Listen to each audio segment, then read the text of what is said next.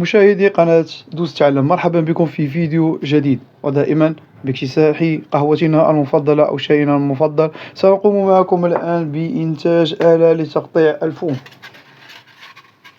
وصناعة أشكال كما تريدون بواسطة مواد مستعملة ومعاد تدويرها 100%. لا تنسوا المتابعة كي لا أطيل عليكم، والمشاركة ونشر القناة لكي تعم الفائدة، حتى نتفادى القنوات التي تنشر التفاهة. شكرا، وهذا أترككم مع كاس القهوة المفضل لدي. أعزائي المشاهدين، كي لا أطيل عليكم نبدأ على بركة الله صنع آلتنا باستعمال الأدوات. المهم في هذا الآلة هو هذا السلك الذي يمكن الحصول عليه من أي آلة تصفيف الشعر خاصة بالنساء، أو ما يعرف بالسشوار.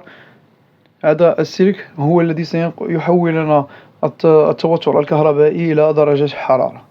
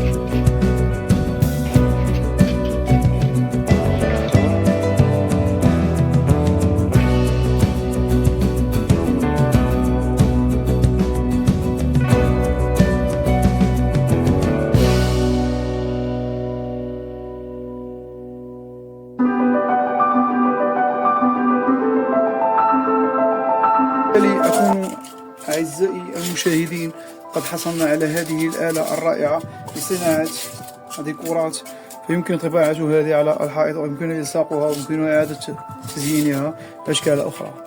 دمتم في رعاية الله، ولا تنسوا دائما أن إعادة التدوير تعطي نفسا آخر للحياة. شكرا على حسن متابعتكم، وإلى اللقاء. ولا يسعني إلا أن أشكركم على حسن متابعتكم حتى الآن، وثقتكم في إنتاجاتي. قناة دوس تعلم، قناة منكم وإليكم، تعنى بالبيئة للحفاظ عليها. فكما ترون كل هذه الأشياء التي أمامكم هي أشياء تم إعادة تدويرها بنجاح من الطبيعة إلى الطبيعة. لا نرمي شيئا في الطبيعة.